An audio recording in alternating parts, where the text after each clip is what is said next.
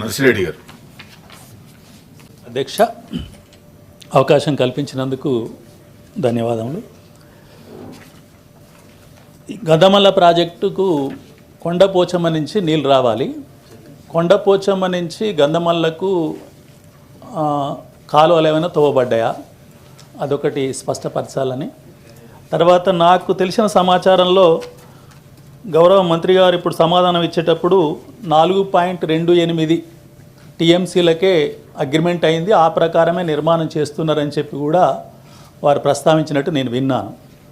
కానీ ఇంకొక రకంగా తెలిసింది ఏంటంటే అది 1.5 టీఎంసీకే తగ్గిస్తున్నారనేది కూడా బయట వినిపిస్తుంది.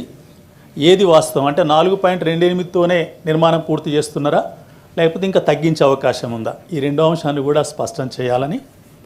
మూడో అంశం, మనకిప్పుడు మేడిగడ్డ ఇబ్బందుల్లో ఉంది కాబట్టి ఇప్పుడు ప్రత్యామ్నాయంగా నీళ్లు అంటే ఇప్పుడు సుందిల్ల, అన్నారం ఈ బ్యారేజీలలో నీళ్ళు ఇప్పుడు ఏ మేరకు ప్రవహిస్తుంది గోదావరి?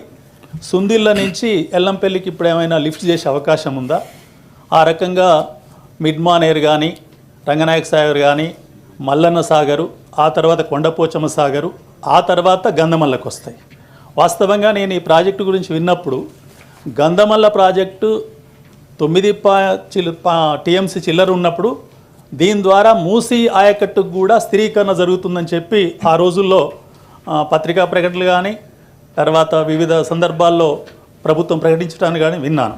కాబట్టి ఆ గంధమల్ల ప్రాజెక్టు 4.5 టీఎంసీలతోనే కొనసాగించి మూసీకి కూడా దాన్ని అనుసంధానం చేస్తే బాగుంటుందని చెప్పి తమ ద్వారా గౌరవ మంత్రి గారికి తెలియజేస్తున్నా.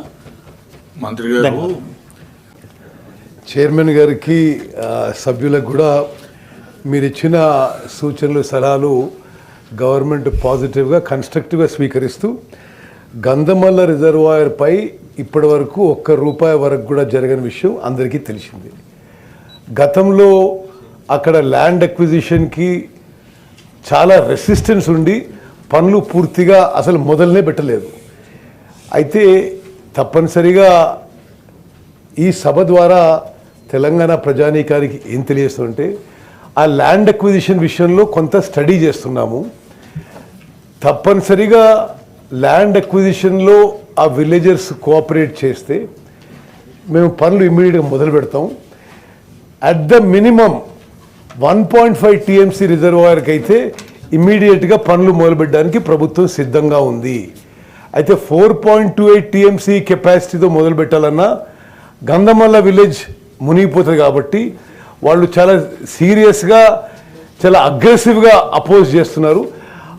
అక్కడ ల్యాండ్ అక్విజిషన్ విషయం ఎగ్జామిన్ చేసి మరి 4.28 టీఎంసీయా 1.5 టీఎంసీయా కెపాసిటీ ఏదో ఒకటి నిర్ణయం చేసి ప్రభుత్వం 2-3 నెలల్లో ఈ పనులు ప్రారంభిస్తామని చెప్పి నేను మీ అందరికీ అష్యూరెన్స్ ఇస్తున్నాను. అదేవిధంగా మరి పెద్దలు జీవన్ రెడ్డి గారు, నర్సిరెడ్డి గారు, మీరు అందరూ చెప్పిన విషయాలు ఏంటంటే తుమ్మడిగట్టు నుంచి తప్పనిసరిగా పనులు ప్రారంభించడానికి ప్రభుత్వం కట్టుబడి ఉంది. రాబోయే 3-4 నెలల్లో తుమ్మడెట్టి బ్యారేజ్ వారదా మీద కట్టాలన్నా, ఆర్లియర్ లొకేషన్ మీద కట్టాలన్నా డిసైడ్ చేసి ఫైనలైజ్ చేసి టెక్నికల్ ఎక్స్పర్ట్స్ ప్రకారం ఆ పనులు కూడా మొదలు పెట్టబోతున్నాం. గౌరవ నర్సిరెడ్డి గారు చెప్పిన విషయం ఏంటంటే సుందిల్ల నుంచి పంపింగ్కి అయితే ఈ రోజు వరకు కూడా సుందిల్ల నుంచి కూడా సీపేజ్ ఉంది, ఇంకా స్టోరేజ్ చేయలేకపోతున్నాం. ఇప్పుడు నేషనల్ డ్యామ్ సేఫ్టీ అథారిటీ వాళ్ళు, నేను కూడా వాళ్ళతో 3-4 రోజులు ఢిల్లీలో మీటింగ్ చేయడం జరిగింది. వాళ్ళ ఎక్స్పర్ట్ టీం మళ్ళీ ఈ వారం కాళేశ్వరం ప్రాజెక్ట్ పరిశీలనకు వస్తున్నాం. వాళ్ళు క్లియరెన్స్ ఇస్తే మేడిగడ్డ ఒకవేళ ఇప్పుడు ఉపయోగంలోకి రాలేకుండి మరి అన్నారం, సుందిల్ల ఉపయోగంలో వస్తే అది ఏ విధంగా చేయాలనో మేము పరిశీలిస్తున్నాం.